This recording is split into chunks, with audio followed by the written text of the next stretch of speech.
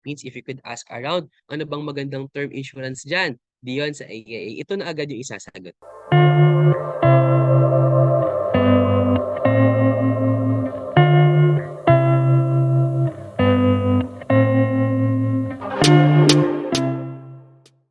Hi guys, good morning. My name is Dion Greg Reyes and I am an agent and unit manager here at AIA Philippines. You probably know the company as Life. And as I mentioned in my previous video that we're currently called as Life Planners. Yan na yung tawag sa amin, no? Hindi na basta-bastang financial advisor because we no longer just give financial advice but we also plan for your life, no, and manage life uncertainties, yung mga what ifs natin sa buhay. And in this video, no, I'm going to discuss with you yung aming returning product na bumabalik ang aming Guardian 5 and Guardian 65 term insurance. No, so before I proceed further, no, explain ko muna saglit ano nga ba, no, ang nature nitong Guardian 5 and Guardian 65. So this term insurance is under the type of life insurance called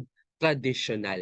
It's a traditional form of life insurance separate, no, or iba doon sa most common, no, na binibenta ngayon, no, medyo laganap na siya, which is a VUL or variable universal life, no, which is the one with insurance and savings, no, na portion. So itong traditional na life insurance can be categorized in further into two, which is term insurance and whole life insurance. So ano pinagkaiba? So in essence, no, traditional has focuses on insurance protection only. So wala siyang savings component. So term insurance covers you for a specific term, magbayad ka rin on a specific term. Ang pinagkaiba niya sa whole life, you pay for a specific period, for example, 10 years, 20 years, and then you're covered na for your entire life or until age 100. So generally, no, mas mura ang traditional na life insurance versus VUL, no, for the reason na hindi ka nagbabayad ng savings component. But of course, meron din namang mga mura-murang VUL, but of course, meron kasi siyang caveat, no? May mga disclaimer tayo with regard to VUL, which is due to the to the savings portion. Di ba? Kasi part of our premiums sa VUL, no, ay napupunta sa savings or sa investments, no, depending on the funds na ininvesta natin dun sa VUL. So it's also possible na mura, no, but generally mas mura talaga si term insurance over whole life insurance and VUL. Gaano nga ba kamura? No, mamaya i-share ko sa inyo ang Guardian 5 and Guardian 65.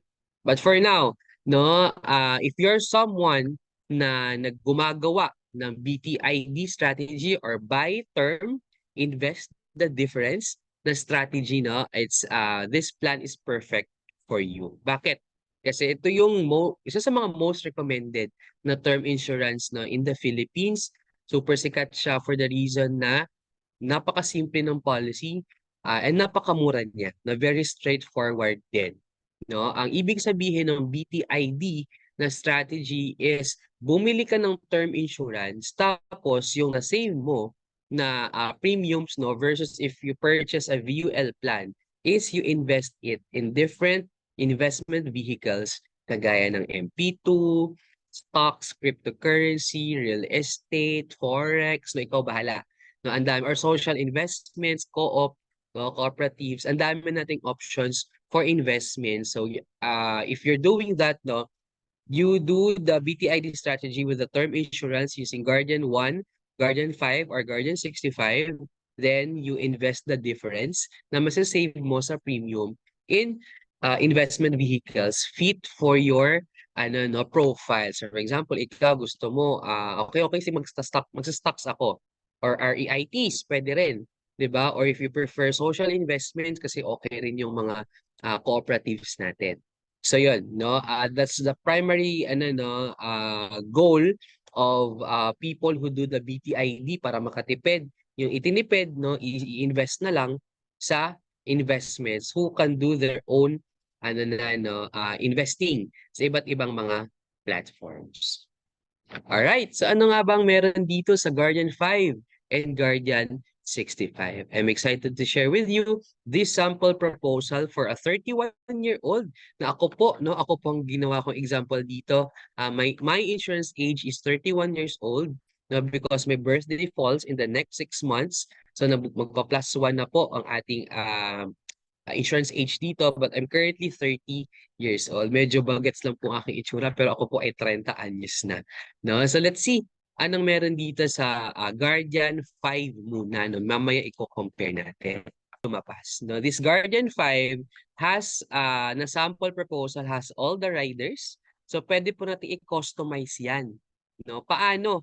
No? Pwede nating tanggalin yung riders. Gusto nyong life insurance lang or depende rin no kung magkano yung gusto nyong, for example, riders na ganito, ganyan, no, mamaya i-try natin yung i-customize. So actually, this is better to customize through a one-on-one session talaga kasi ganun naman talaga dapat yung insurance planning, one-on-one, no? Very unique kasi tayo ng needs and profile.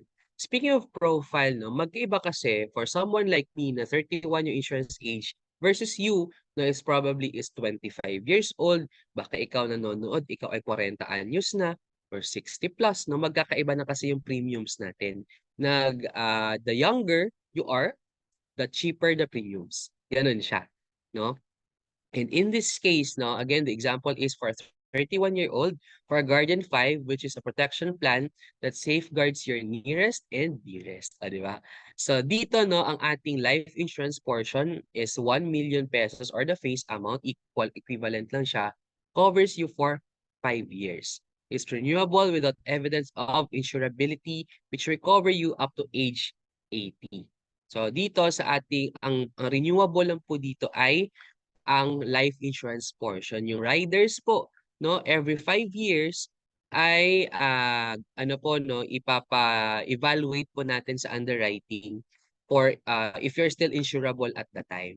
So by the way, bakit Guardian 5 ang tawag dito? Because no, ikaw ay covered for 5 years dito sa Guardian 5 na to with a level premium. Meaning fixed ang premium mo for the next 5 years. Just the same with Guardian 1, covered ka lang for 1 year. No, I've already discussed Guardian 1 in my previous video. You could check it on my profile no, sa aking channel. That the premium for 1 year, yun lang yun. No? Tapos increasing lang siya over the years because it's annually renewable term or ART. No? Nagbabago yung kanyang premiums every year. But for this one, nagbabago yung premiums niya every 5 years. Whereas for Guardian 65, fixed ang premium niya until age 65. Ganon. No? That's the very difference between Guardian 1, 5, and 65. And also the riders then. No? I think I've shown with you already yung available riders doon sa Guardian 1 and this time ito naman yung nasa Guardian 5. No, for this specific example, this is for me. No, let's dig into it. No, ano ba yung mga coverage na pwede ilagay sa Guardian 5? For this one, again, life insurance is 1 million under accident and health. No, itong 1 million na nasa accident and health covers you for the 3Ds. No, but let's just say for example, no, the best scenario or possible scenario that I get encountered into an accident, I will speak for myself kasi ako yung insured dito sa policy na to, sa proposal na to. So for example, ako, I drive, di ba? Or nagdodrive ako ng sasakyan. And then, encountered an accident. There are several ways kasi na ako ay pwedeng mag-end up after an accident. Number one, it's accidental death or ako ay kinuha ni Lord kaagad. Diba? So, the 1 million now will be added to the 1 million face amount or magiging 2 million na yung ating death benefit because the death is due to accident. Ganun siya.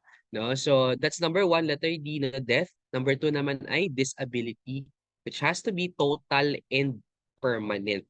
No? So, ang definition natin doon for total and permanent disability is if hindi ka na makapag-perform ng 3 out of 6 activities of daily living, no, which includes toileting, hindi ka na makapag-CR na ikaw lang, maka-move from one place to another, makabihes, makakain, no, 6 yon yung ating activities of daily living na defined.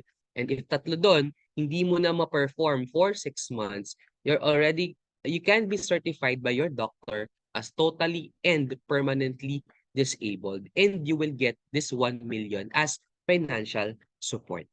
'Di ba? Kasi kumbaga invalido ka na, no, hindi ka na makagalaw, no, and we will give you financial support because that happened. Yan naman kasi yung purpose ng insurance, 'di ba? Kapag tayo ay nangangailangan ng financial support dahil hindi na tayo makapagtrabaho because we're disabled, okay, ito, we'll give you 1 million pesos. Again, accidental death, total and permanent disability, and the last one is dismemberment or loss of use of body parts. Ano ibig sabihin nun? If after an accident, no, example, nagda-drive ako tapos nawalan ako ng paa, ng daliri, ng kamay, ng toes, kung ano man yung nawala, no, kahit vision ko nawala. There's a percentage for each body part na nawala against this 1 million. So for example, nawalan ako ng isang paa, 'di ba? So that's 50% of 1 million pag nawalan naman ako ng finger. Depende sa finger na nawala, we also have a table for that. No? So that's the 3 Ds: death, disability, and dismemberment. Now, anong under dito sa medical reimbursement na MR? Itong 100,000 na ito ay is your financial support, no, kung mangyari na ikaw ay na-accident with minor expenses. Hindi ka naman na-disable or hindi naman ako na-disable na dismember or hindi naman ako namatay. So anong financial support that I could get? 'Di ba? So itong 100,000 is on a per accident basis. Maximum, no, for ito per accident, pero ang maximum mo for life is only 200,000. So, maximum lang pwede mong ma-reimburse, no, sa lahat ng aksidente na pwede mong ma-encounter sa buhay mo ay 200,000 pesos. So, for example, gumastos ako ng 40K because ako ay na-aksidente sa sasakyan tapos ako ay nabalian, ginastos ko 40K.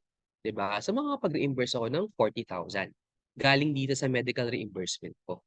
No, accident and health, by the way, doesn't have any health component, no? It's just purely accident. So kung illness man yan, hindi po kasali dyan yung any form of illness or sickness. Okay? So under weekly income naman, no, bibigyan ka namin ng weekly income benefit of 2,000 pesos up to a maximum of 26 weeks in case of temporary disability sa loob ng 90 days of the accident.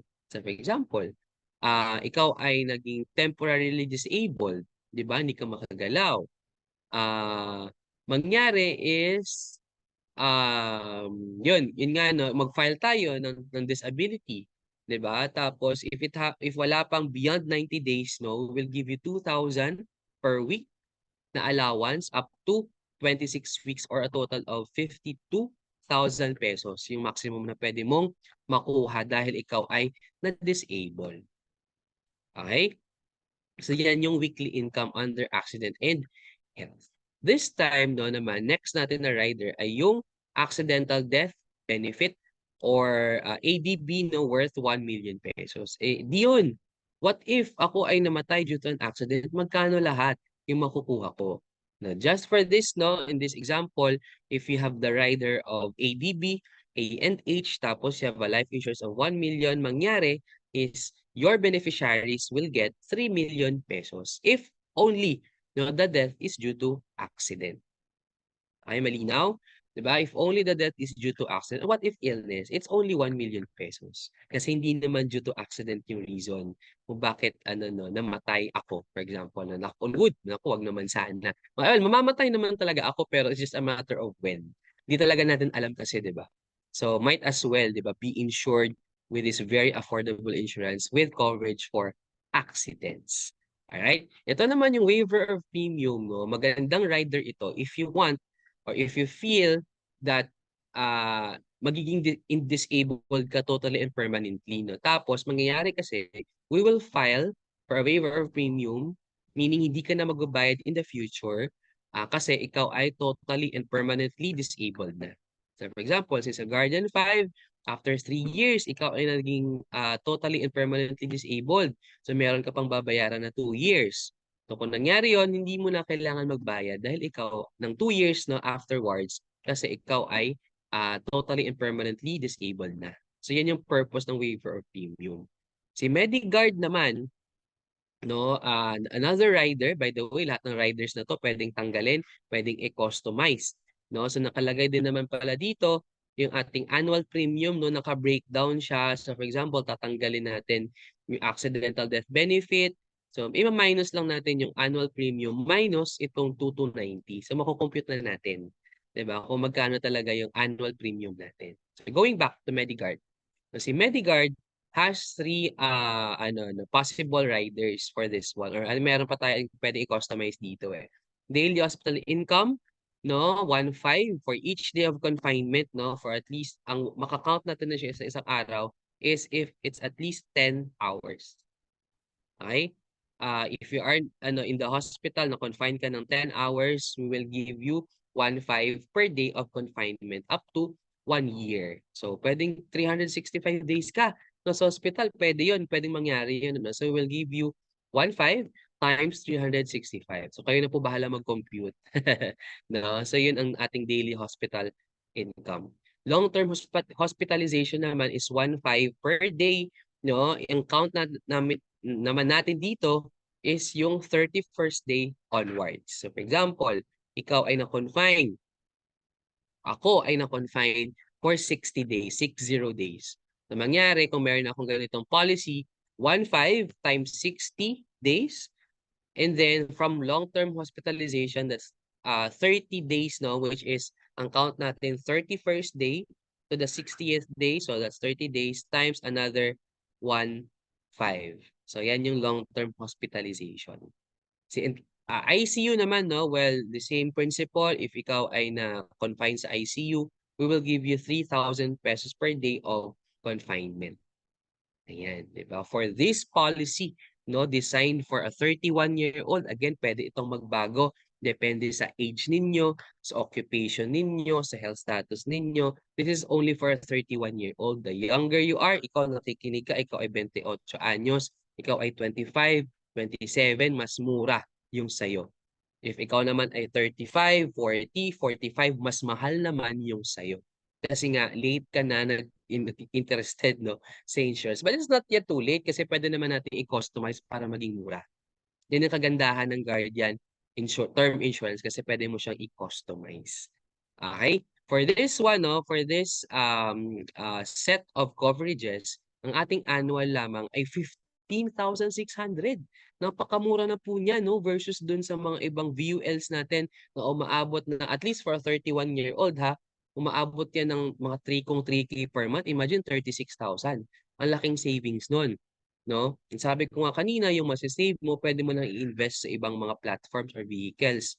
Kagaya ng MP2, Co-op, Forex, REITs, di ba? Ang daming pwede, stocks, cryptocurrency. Ikaw na lang bahala, no? Mag-invest on your own kung marunong naman. Actually, madali lang naman talaga eh, mag-invest, no? So go for BTID. Kasi ang laki ng masisave mo, guys.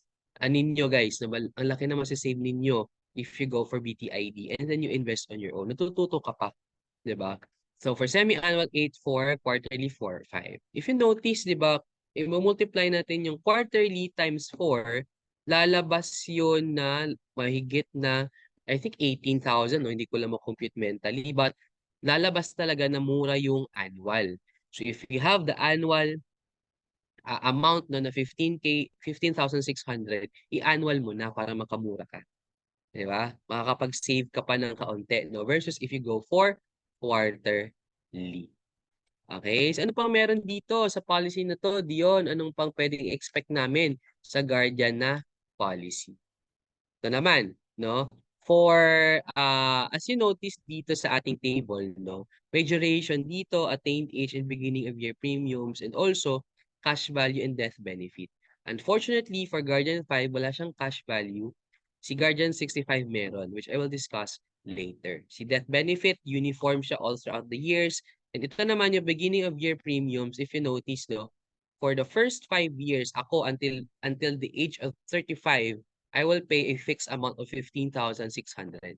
Ngayon, by the age of 36, ito naman yung babayaran ko until age 40. But this one, ang 76, bakit bumaba? This is only for the life insurance portion. No, wala pang riders dito. Si riders, separate pa natin siya kasi sabi ko nga kanina, no, ang life insurance lang yung renewable without evidence of insurability. So yung riders ay i-apply pa natin through the underwriters na, uy, Dion, sige, okay yan, at least ang life insurance ay hindi na kailangan, hindi na kailangan, tawag dito, ipa-evaluate, 'di ba? So it means automatic na siya to be renewed. So after that, after the first 5 years, tataas naman siya, second, third, no, eventually kasi nga, no, as we age, no, ay nagtumataas rin yung ating risk. 'Di ba? Tumataas rin yung ating risk. So essentially that's Guardian 5 no. Ngayon, 'di ba? Baka na-curious kayo anong pinagkaiba ng Guardian 5 sa Guardian 65. Okay? Ito na, pakita na natin no. Essentially parang the same lang naman except for the following. Si Guardian 65 kasi no, it's a regular pay na na term insurance, meaning until age 65 mo siya babayaran. Pero yung premiums mo ay level na. Meaning hindi na siya tataas. Kung magkano mo siya binili ngayon, yun na rin yung premium mo kahit na ikaw ay 50 anyos na or 60 plus na. Versus kanina, 'di ba, if na-notice nyo dun sa sa Guardian 5, yung premiums natin ay tumataas every 5 years. Ito ay uniform na. 'Di ba? So guaranteed protection of 1 million until age 65. And then the same riders, no, if na-notice ninyo, na I think magkaiba lang pala sa accident and health, no? Ito ay 3 million whereas kanina 1 million lang. So for this one, no, ang minabago lang dito is yung 20-year lifeline. No, this is a critical illness benefit which provides a lump sum amount upon the diagnosis of a covered critical illness. So ano nga ba yung ma-cover natin ng critical illness dyan, no?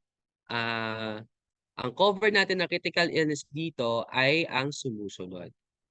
Ang cover ng critical illness ay heart attack, cancer, stroke, coronary artery bypass surgery, liver cirrhosis, and kidney failure and vital organ transplant. No, ito ay 40, yung amount na yun ay 40% of the face amount. No? So ito ay ibibigay namin sa inyo if ikaw ay na-diagnose ng ganong mga sakit. One time siya na lump sum benefit. No? One time na siya ibibigay sa iyo. And it's only for 20 years. Meaning ako, 31 years old for this policy. 'Di ba? So until until age 51 ko lang siya mapipakinabangan kasi nga 20-year lang siya na lifeline. The rest are the same, no? Waiver of premium, Medigard, the same lang din. Yan lang yung nadadagdag. No? Meaning, pag Guardian 65, pwedeng magdagdag ng another rider na 20-year lifeline. The same principle, pag annual ka, mas mura. No? But okay lang din naman kung quarterly yung ating payment. Ayan. Ito naman yung ating table of premiums no for as I mentioned, which is a regular pay until 65, which is lang no level, walang nagbabago unless no at the age, sabi ko nga at age 51 ay mawawala na yung 20 LL or 20 lifeline. So hindi mo na rin babayaran yung rider na yon. Kaya bumaba siya to 24,000 pesos. And if you notice, kagandahan dito meron siyang end of year cash value. 'Di ba? So ito yung pinagkaiba niya kanina sa Guardian 5. No? Kasi wala siyang cash value. Anong ibig sabihin nito? Anong benepisyo nito no sa iyong policy? Ang cash value ay ito ay makukuha mo in case you surrender or give up the policy. So for example, sabihin mo sa akin, uy Dion, if you have this policy, after 20 years or 50 anyos ka na isusurrender mo yung policy, may makukuha ba ako dyan? So, may makuha ka ba dyan sa policy na to? So meron 52,000. This is guaranteed. No? So kung magkano yung nakalagay dito sa table, yun ang makukuha mo. Versus doon sa VUL na hindi mo alam kung magkano kasi nga it is influenced by market conditions, 'di ba? Based on the performance of the economy. So ganun siya. This one naman is guaranteed. No? So for example naman at age 55, nasa 56,000 yung makukuha mo if you surrender. 'Di ba? Kasi it's still something something na makukuha mo whereas dun sa Guardian 5 wala ka talagang makukuha. So yun, just the same again, it's only until 64 kasi by age 65 magte-terminate na yung policy, wala ka nang makukuha. No? So, but still, ang kagandahan lang dito, ang advantage ni Guardian 65 is yung level na premium. Meaning, pantay lang yung premium mo throughout. Diba? Kasi,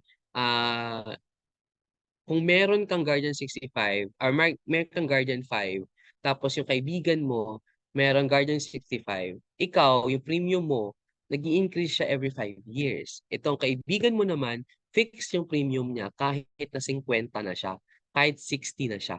No, until age 64 na yun. Yung 24,000 ngayon, malamang mas mababa na yung value niyan in the future.